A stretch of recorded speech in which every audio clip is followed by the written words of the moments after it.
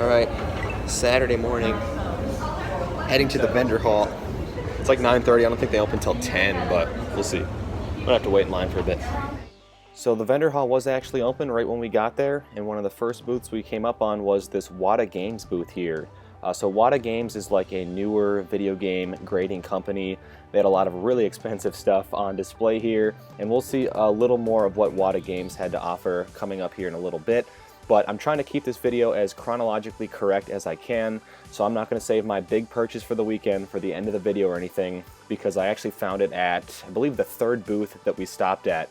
Here's me with my copy of Super Bowling for the N64, the last game I needed to complete my N64 set. Again, the third booth we stopped at, I saw it sitting in their glass case, marked at $200, which kind of surprised me because I did not think I was going to find one that cheap at this convention. And the seller actually had 3 copies of Super Bowling. He let me take a look at all 3. You can see here the one that I got is not perfect. It's got a little bit of pen mark on the front label, but the other ones he had, one of them had a little bit of wear at the top of the label, and the other one was missing the back label completely.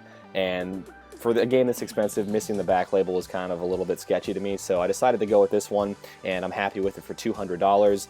The sellers even looked it up while I was at the booth and realized that they had it probably a little bit underpriced, at least as far as conventions go, and so they honored the $200 for me, but they actually marked their other 2 up to $240 after I left. So I'm glad I didn't hesitate on this, because I only saw one other vendor this weekend that had a copy of Super Bowling, and they had it for $255. So had I walked away from the $200 deal, I would have been coming back to that same booth and probably trying to haggle down the $240 that they had it marked at.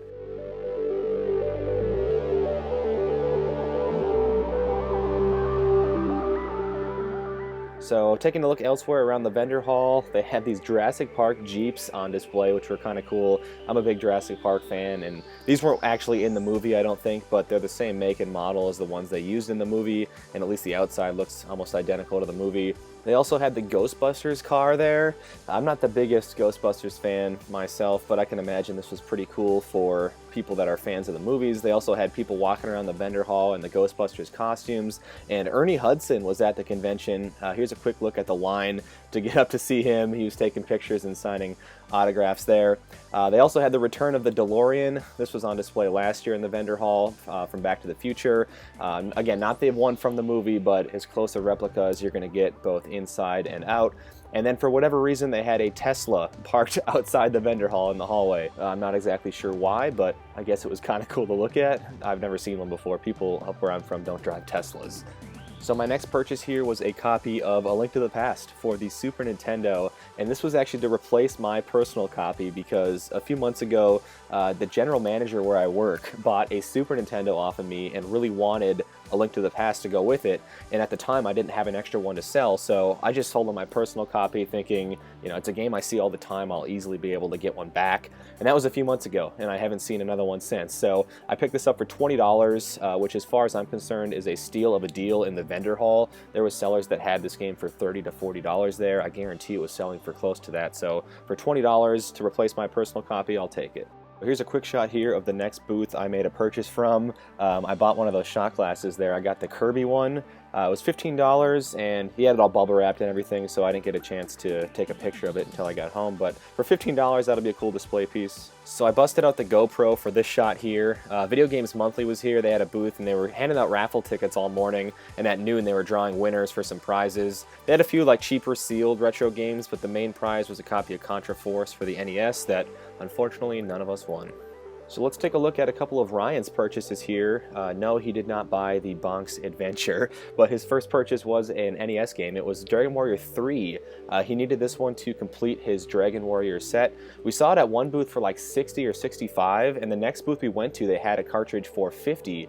Ryan offered 45, and they took it. So again, for convention standards, $45 for a good condition Dragon Warrior 3 is a pretty solid deal. And Ryan's next purchase was also a very good deal. He got the Game Boy player with the startup disc that he's been looking for a very long time. We ran into a booth that had this unpriced. Ryan asked how much. The seller said 50, which even just for the startup disc alone is a good deal. And on top of it, it was the orange Game Boy player. The seller had both the black one and the orange one. Ryan went with the orange one because, of course, where else are we going to find something like that? So here's a look at a mostly import booth here. They did have some NTSC stuff though, and Ryan actually found a copy of Little King Story for the Wii that they had priced at $25. They wouldn't budge off that price though, so Ryan passed. And at the next booth we stopped at, check it out, $13 for Little King Story complete. Needs a case replacement, but for essentially half off of the other booth, yeah, we'll take it. Taking a look elsewhere around the convention now, they had this professional air hockey going on. I believe both of these female players are ranked air hockey players, and I've never seen air hockey at this level before, so we had to pause here and watch half a game or so. And then in the back corner of the vendor hall, they had this stage set up, and I get photobombed hard here. But at the time we were filming this, there was like a Smash Bros. Amiibo tournament going on, but they also had this stage set up for bands that were playing throughout the day. So back to WATA Games now. Over in like the museum pinball arcade room, they had this on display. It is a complete NES collection, and I think they bring this display from convention to convention, but it was awesome to look at. I mean, where else am I ever going to see a complete NES collection all in one place, you know, all in box, pretty much mint condition on most of these is what I saw. And some of these boxes I had never seen before and will likely never see again. They also had some other stuff on display like this Star Fox Super Weekend jacket and this box copy of Earthbound that somebody paid $5.95 for. That looks like an old Family Video sticker. Someone got a steal of a deal on that. So this is also the room here that had all the old school games set up for people to play, all the arcade and pinball machines set to free play, which is awesome, but at the same time it makes it kind of hard to find a machine that's actually open to play. We did hop on this Golden Axe machine here. I played through the first level or so while Ryan filmed it, and then he hopped on for a couple levels, but there's just so much going on here that, at least for us, it's hard to kind of sit down and just focus on one game. We did search the whole room, though, for a Carn Evil cabinet. Does anyone remember Carn Evil? Like the House of the Dead style, light gun, carnival horror game? They didn't have one, unfortunately, but I'm convinced one of these years they're going to have one. All right, back to the vendor hall we go. My buddy Josh, who's selling here, called me and said he needs some relief for a minute because he's got to run to his car to get something, so we're going to go man a booth for probably like 3 minutes. Should be fun. So it was fun, but also kind of stressful at the same time. At the time Ryan filmed this clip here, there wasn't many people at the booth, but there was also times where it was completely full. And since it wasn't my stuff, it was a little bit uncomfortable to sell it, but I've worked shows with Josh before, so I kind of knew like the deals he was willing to cut and everything. And out of this actually came what was my favorite pickup of the weekend. Check this out. For helping out his booth, Josh gave Ryan and I both a copy of NBA Jam, which we took over to Tim Kitzrow, who was in the vendor hall, the voice of NBA Jam, and we got a t-shirt, he signed some posters for us, he signed our copy of the game, and also gave me a little shout out. Action!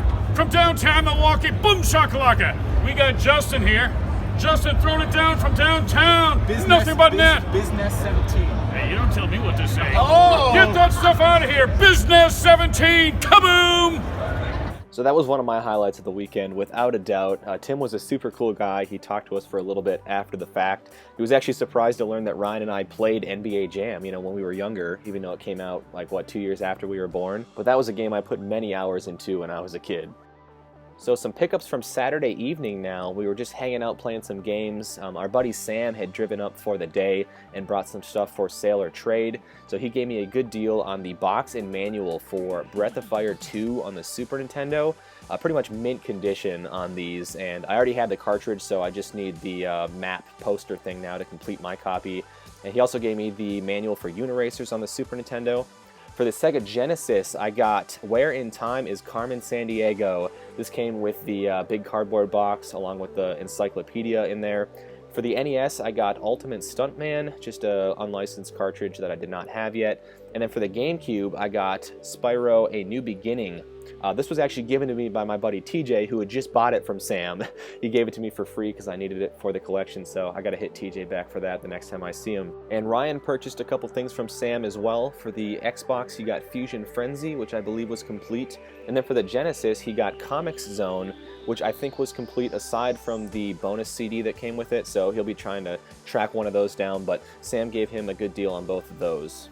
So moving on to Sunday in the vendor hall, we came down and helped out at Josh's booth for another few minutes, and then we made our final rounds through the vendor hall, and it yielded one more purchase for me, a copy of Super Bases Loaded 2 for the Super Nintendo. This is a game I have the box for. I was kind of looking for a cheap cartridge. So I had spotted this exact copy on Saturday, but it was marked for $8, just a little bit more than I wanted to pay for it. So I waited till Sunday. I was going to see if I could get it for $5, and it worked. And actually the vendor at the booth was a super cool guy. He recognized me from YouTube and everything. So if you're watching this, man, thanks for the deal. So a quick look at Sabrina's purchases for the weekend. She's not as into the retro games as Ryan and I are, but she's a big fan of Pokemon and Zelda, so she grabbed these Pokemon plushes here and this Zelda necklace, along with this Breath of the Wild figure. If you guys remember last year, she picked up the Majora's Mask 3D figure, so she had her eyes out for this one this time around, and she got a good deal on it on Sunday. So we wanted to stay longer than we did on Sunday afternoon, but unfortunately, as you can see here, the weather was just not cooperating with us once again. We were trying to beat as much of this weather as we could. This is us leaving Milwaukee here. And actually, once we got out of the city, it did clear up and it was fine the rest of the drive. But it just sucks that every single year, either on the way down or the way back or both, the weather has to play such a huge part in this weekend. But nothing we can do except, once again, hope for better weather next year. So that's going to do it for part 2 of this 2019 MGC series. I hope you guys enjoyed the video, and until next time, take care.